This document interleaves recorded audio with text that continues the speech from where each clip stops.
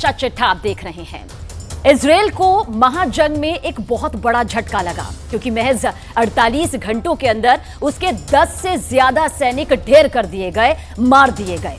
Israel अपने एक सैनिक की कीमत 1000 के बराबर मानता है और इसलिए अब इजराइल ने गाजा के अंदर हमले को और भी ज्यादा खतरनाक तेज कर दिया है।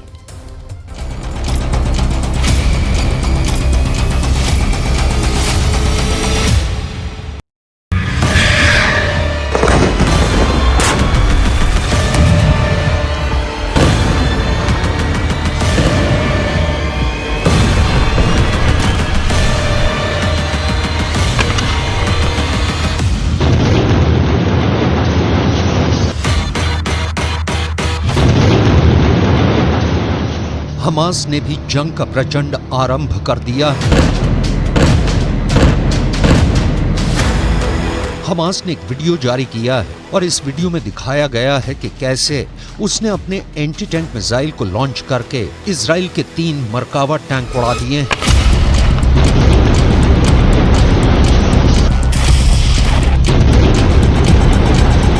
वैसे हमास के प्रवक्ता अबू उबैदा ने यह दावा किया है कि 1 नवंबर तक इजराइल की 22 बख्तरबंद गाड़ियां और 5 टैंक उड़ा दिए गए हैं।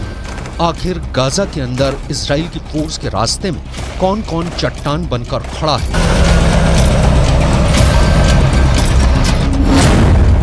आखिर कैसे 48 घंटे के अंदर इजराइल के 10 से ज्यादा सैनिक मार दिए गए?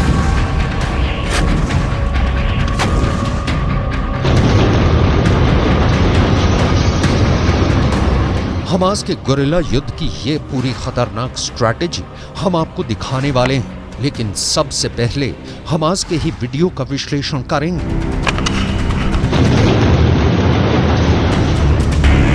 हमास का टैंक फोड़ वीडियो नंबर 1। हमास का ये लड़ाका धीरे धीरे सुरंग से बाहर निकलता है।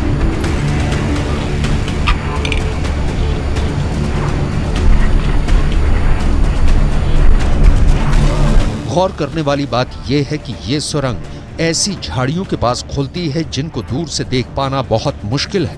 कुछ सेकंड बाद वो तस्वीर सामने आती है जब सुरंग से हमास का लड़ाका और उसका टैंक फोड़ने वाला हथियार एक ही फ्रेम में एक साथ साफ नजर आते हैं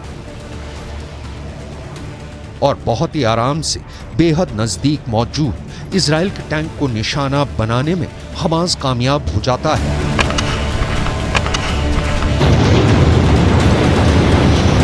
एक ही एंटी टैंक वेपन के वार से इजराइल का महंगा 75 करोड़ का मरकावा टैंक जलकर राख हो जाता है।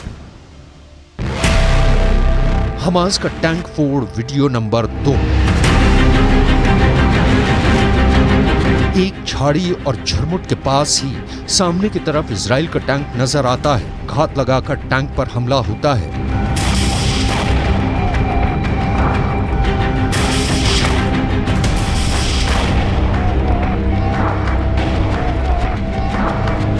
और एक ही पल में इजराइल का पूरा टैंक जलकर राख हो जाता है। हमास का टैंक फोड़ वीडियो नंबर 3। इस वीडियो में भी साफ नजर आ रहा है कि इजराइल के टैंक पर निशाना लगाया गया है। अगर हमास का दावा सही है कि उसने इजराइल के 5 टैंकों को नष्ट कर दिया, तो यह घटना क्यू की उस जंग की याद दिलाती है कि पुतिन अपने टैंकों के बल पर क्यू को जीतने का ख्वाब देख रहे थे, लेकिन अमेरिका से आई एंटी टैंक मिसाइलों ने क्यू को रूस के टैंक का कब्रिस्तान बना दिया।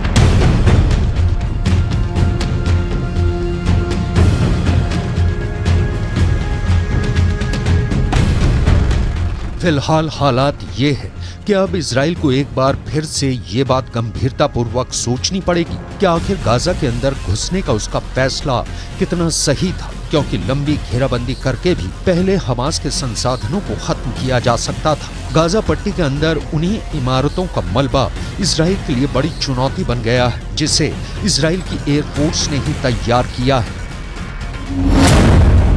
गाजा के अंदर मौजूद इमारतों के मलबे से इजराइल की सेना को आगे बढ़ने में मुश्किलें सामने आ रही हैं। इजराइल की सेना बख्तरबंद गाड़ियों और टैंकों के रास्ते गाजा के अंदर आगे बढ़ रही है। एयर कवर के लिए इजराइल एयर फोर्स के ड्रोन और लड़ाकू विमान भी गाजा के आसमान में मंडरा रहे हैं, लेकिन गाजा के अंदर करीब 1,40,000 ध्वस्त इमारतों का मलबा बिखरा हुआ है और ऐसे में गाजा के अंदर टैंकों और बख्तरबंद गाड़ियों को रास्तों पर मलबे की रुकावट झेलनी पड़ रही है।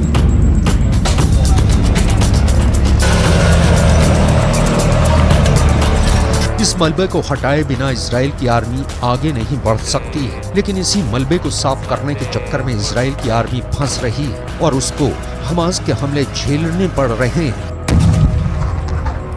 इजराइल के अखबार टाइम्स ऑफ इजराइल की खबर के मुताबिक जब से ग्राउंड ऑपरेशन शुरू हुआ है, 1 नवंबर तक इजराइल के 17 सैनिक मारे जा चुके हैं। इजराइल के रक्षा मंत्री योव गैलेंट ने इस पर बयान दिया है कि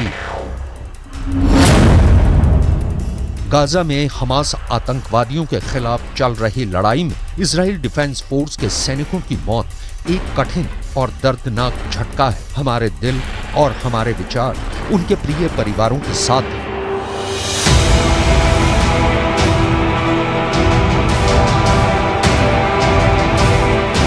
इजराइल के प्रधानमंत्री की लोकप्रियता वैसे भी इजराइल के अंदर लगातार घटती जा रही है और ऐसे में इजराइल के सैनिकों की लगातार हो रही मौतें एक ऐसे बोझ की तरह हैं जो दिन प्रतिदिन नेतन्याहू के राजनीतिक करियर का दम निकाल रही हैं। बेन्यामिन नेतन्याहू ने भी इजराइल के सैनिकों की शहादत पर बयान दिया है।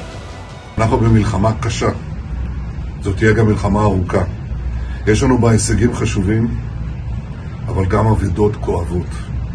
אנחנו יודעים, כל חייל שלנו הוא עולם ומלואו. ואני אומר למשפחות היקרות, עם ישראל כולו איתכם בשעת יגונכם הכבד, הקשה מנשוא. אנחנו מחבקים אתכם מעומק ליבנו.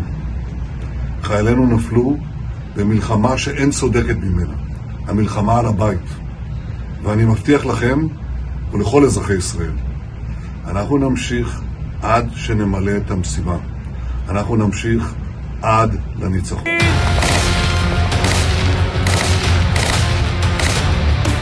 दरअसल इतने सैनिकों की 48 घंटों में मौत होना पूरे इजराइल के लिए एक बहुत बड़ा सदमा था और इसलिए इजराइल डिफेंस फोर्स ने पूरी ताकत से इसका बदला लिया। इजराइल एयर फोर्स और शिन बेत के पास इस बात की पूरी जानकारी थी कि आखिर इजराइल के इन सैनिकों को मारने वाला मास्टरमाइंड और हमास को युद्ध के निर्देश देने वाला कमांडर कहां पर छिपा है और इसलिए हमले के लिए जिम्मेदार इब्राहिम बियारी को सीधे टारगेट पर लिया गया। शिन बेत को यह सूचना मिली थी कि हमलों का मास्टरमाइंड इब्राहिम बियारी जबालिया के शरणार्थी शिविर में ही अंडरग्राउंड काम कर रहा था, इसलिए इजराइल डिफेंस फोर्स ने ताबड़तोड़ जबालिया कैंप पर हमले शुरू किए, जिसमें 1000 किलोग्राम के 6 बम गिराए गए। यह हमला इतना बड़ा और घातक था कि जहां पर बम गिरे वहां पर कई मंजिला गहरे गड्ढे नजर आने लगे। इजराइल डिफेंस का दावा है कि जिस अंडरग्राउंड हेडक्वार्टर में इब्राहिम बियारी काम कर रहा था उसको भी तहस नहस और नेस्त नाबूद कर दिया गया है। अब इजराइल के निशाने पर हमास का एंटी टैंक दस्ता है। אנחנו איננו מעוניינים במלחמה נוספת, אבל אנחנו ערוכים בגבול הצפון, כוחות צה"ל ערוכים בהגנה חזקה, חיל האוויר מוכן לכל משימה. אחד המערכים שנפגעו באופן קשה אצל החמאס בשבועות האחרונים הוא מערך הנ"ט. פגענו בחלק ניכר ברוב המפקדים של המערך הזה. חיסלנו אתמול את מפקד מערך הנ"ט של הרצועה, מופיע כאן לפניכם.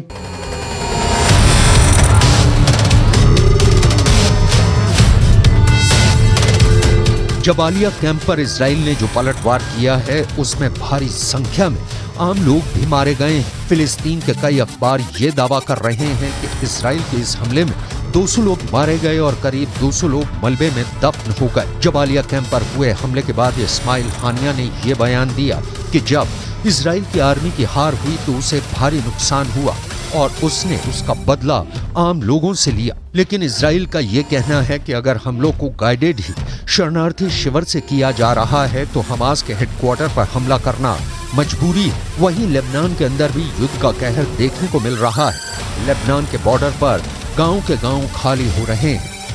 हिजबुल्लाह और इजराइल के युद्ध के बीच अलमशाब गांव की, इन जैसे क्रिश्चियन गांव की क्या प्लानिंग है वो हम आपको दिखाते हैं। सबसे पहले मैं आपको चर्च दिखाना चाहूँगा। आपको बता दूं कि इस पूरे इलाके में करीब 100% जो आबादी है वो क्रिश्चियन समुदाय की है। और अभी आप देखेंगे जो चर्च है पूरी तरह से बंद है। और ये जो आप पूरा गाँव देखेंगे यहाँ पर हर घर में ताला है, कोई आपको यहाँ पर नज़र नहीं आएगा। बहुत ही चंद लोग हैं जो इस इलाके में आपको नज़र आएंगे।